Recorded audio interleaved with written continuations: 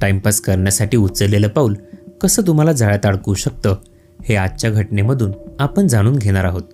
नवरा वेळ देत नसल्यामुळे आजकाल काही महिला बाहेर टाइमपास करण्यासाठी बरेच मार्ग अवलंबतात.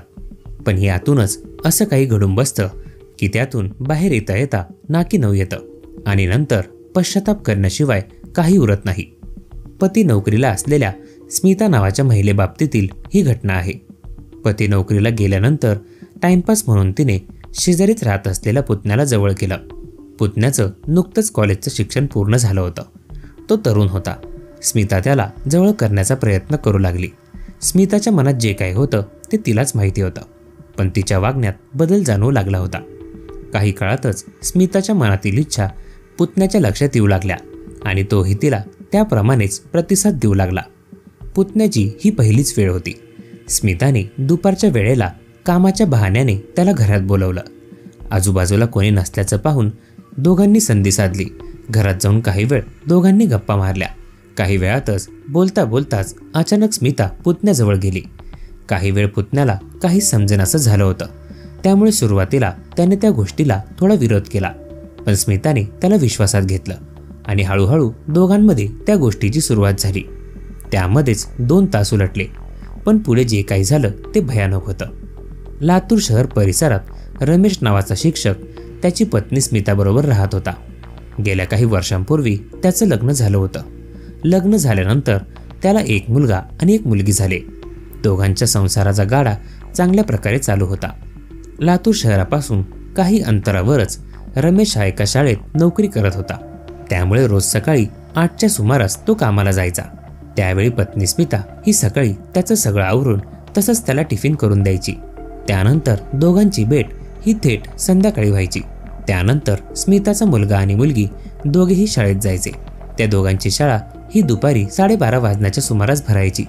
घरापर्यंत शाळेची बस यायची आणि दोन्ही मुलांना घेऊन जायची.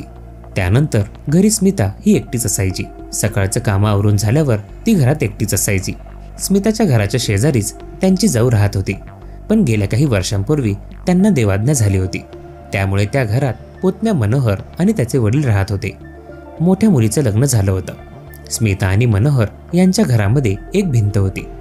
त्या भिंतीला सुद्धा जाण्या येण्यासाठी दरवाजा होता.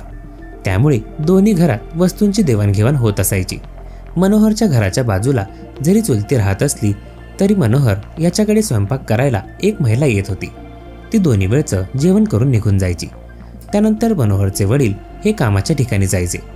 त्यामुळे मनोहर हा कॉलेजमधून घरी आला की घरी एकटा असायचा. त्याचंही शिक्षण आता पूर्ण होत आलं होतं. तोही तारुण्याच्या उंबरठ्यावर होता.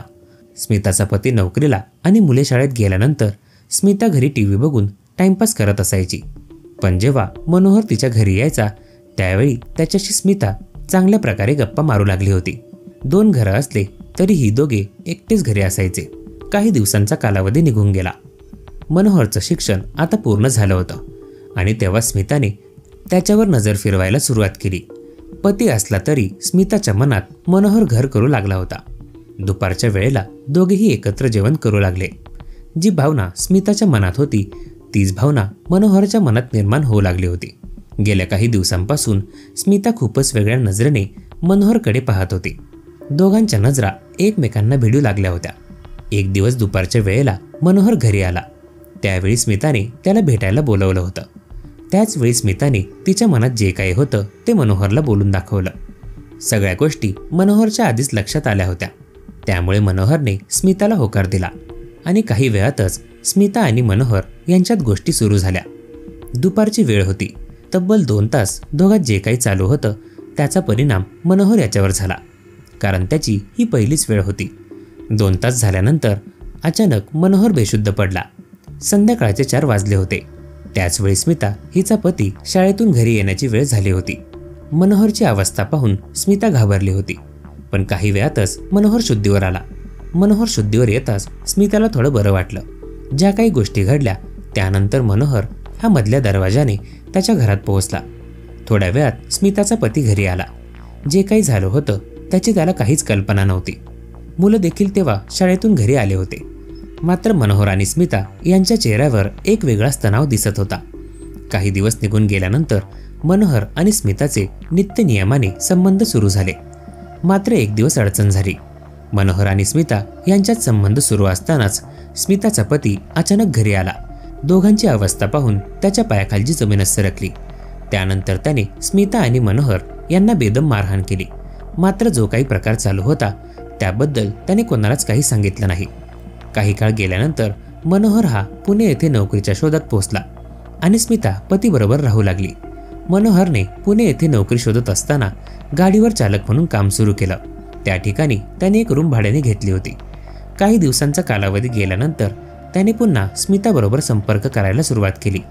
2 मुलांची आई असलेल्या स्मिताने सर्व काही झाल्यानंतर शांत बसणे अपेक्षित होतं, पण स्मिता शांत बसली नाही. ती सुद्धा मनोहर बरोबर संपर्कात राहू लागली. काही दिवसांचा कालावधी निघून गेल्यानंतर मनोहरने स्मिताला तुम्ही माझ्याबरोबर पुण्याला राहायला येता का असं विचारलं. तेव्हा स्मिताने त्याला आनंदाने होकार दिला. स्मिताने होकार दिल्यानंतर मनोहर हा मध्यरात्रीच्या सुमारास घरी आला. येताना तो गाडी घेऊन आला होता. त्याने स्मिताला सर्व काही सामान घेऊन बाहेर यायला सांगितलं होतं. घरात पती आणि मुली झोपल्यानंतर स्मिता मध्यरात्रीच्या सुमारास घराबाहेर पडली. मनोहर आणि स्मिता हे दोघे गाडीने पुण्याला आले. मनोहरने एक रूम भाड्याने घेतली होती. गावाकडे मोठा बंगला सोडून स्मिता एका रूममध्ये राहण्यासाठी आली होती. जेव्हा सकाळ झाली त्यावेळी नवऱ्याला स्मिता घरात दिसली नाही. त्यावेळी पती हादरला होता. मुलंही उठली होती. ते सुद्धा आईच्या नावाने हाक मारत होते, पण स्मिता त्यांना कुठेच दिसून आली नाही. स्मिताच्या पतीला सगळं लक्षात आलं होतं की हा नेमका सगळा प्रकार काय आहे ते. त्याने त्याच्या भावाला मनोहरबद्दल विचारणा केली. त्यावेळी तो पुण्यात आहे असं त्याला समजलं. त्याच्याशी संपर्क केला असता स्मिता त्याच्याबरोबर असल्याचं लक्षात आलं. 2 मुलांना सोडून स्मिता पुण्यात राहू लागली होती. 4 ते 5 दिवस तिथे राहिल्यानंतर परिस्थितीची तिला जाणीव झाली. तिने रमेशला फोन करून मी परत येत असल्याचं सांगितलं. जेव्हा स्मिता पतीच्या घरी परतली त्यावेळी पतीने तिला घरात घेण्यास विरोध केला. मुलांनी देखील आईजवळ जाण्यास नकार दिला. जे काही झालं होतं ते अतिशय भयंकर होतं. पती रमेशने स्मिताचे सामान घेऊन आली होती त्या सामानासह तिला माहेरी सोडलं. जो काही प्रकार झाला होता त्याची माहिती सर्वत्र पसरली होती. त्यामुळे स्मिताचे आईवडील देखील काहीच बोलू शकले नाही. काही काळ निघून गेल्यानंतर स्मिता मामाकडे राहायला गेली. त्यानंतर तिने बराच वेळा पती रमेश याला मला राहायला यायचं आहे असं सांगितलं, पण रमेशने तिच्या एकाही प्रश्नाचं उत्तर दिलं नाही. काहीच दिवसात रमेशने दुसरं लग्न केलं. स्मिताचे जे 2 मुलं होते ते दोन्ही मुले आता रमेशच्या दुसऱ्या पत्नीबरोबर राहू लागले होते. क्षणिक सुखामुळे स्मिताने जे काही पाऊल उचललं होतं त्याने ती ना इकडची राहिली ना तिकडची. स्वतःचा सुखी संसार असूनही असं पाऊल उचलून शेवटी तिला काय मिळालं? आजकाल समाजात आपण अशा बऱ्याच घटना बघत असतो ज्यामध्ये सुखी संसार सोडून महिला अशा गोष्टींच्या नादाला लागतात आणि शेवटी सगळं उद्ध्वस्त करून बसतात.